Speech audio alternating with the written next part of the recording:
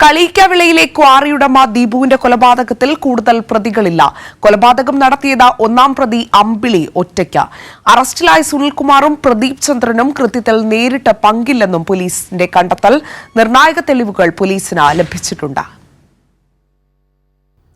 കളിക്കവിള കൊലപാതകത്തിൽ നിർണായക തെളിവുകളാണ് കേരള തമിഴ്നാട് പോലീസ് സംഘങ്ങൾക്ക് ലഭിച്ചത്. അമ്പിളി എന്ന് വിളിക്കുന്ന സജികുമാർ ഒറ്റയ്ക്കാണ് ദീപുവിനെ കൊലപ്പെടുത്തിയതെന്നാണ് കണ്ടെത്തൽ.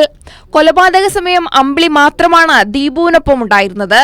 മറ്റു സാമ്പത്തിക ഇടപാടുകളൊന്നും കൊലയ്ക്ക് പിന്നിൽ ഇല്ലെന്നാണ് പോലീസ് നിഗമനം. ദീപുവിന്റെ വീട്ടിൽ നിന്ന് ലഭിച്ച ചില തെളിവുകൾ ഇത് തെളിയിക്കുന്നതാണ്. കൊല നടത്തിയ അമ്പിളി ദീപുവുമായി കാലങ്ങളായി അടുപ്പമുള്ള ആളാണ്.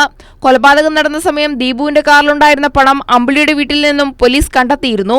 കൊലയ്ക്ക് ശേഷം തെളിവുകൾ നശിപ്പിക്കാനോ പിടിക്കപ്പെടാത്ത വിധം ഒളിവിൽ പോകാനോ ശ്രമിച്ചിട്ടില്ല.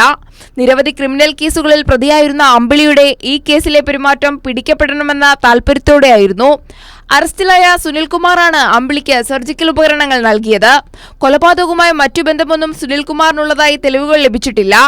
മൂന്നാം പ്രതി പ്രദീപ് ചന്ദ്രനാണ് സുനിൽകുമാറിനെ ഒളിവിൽ കഴിയാൻ സഹായിച്ചത്.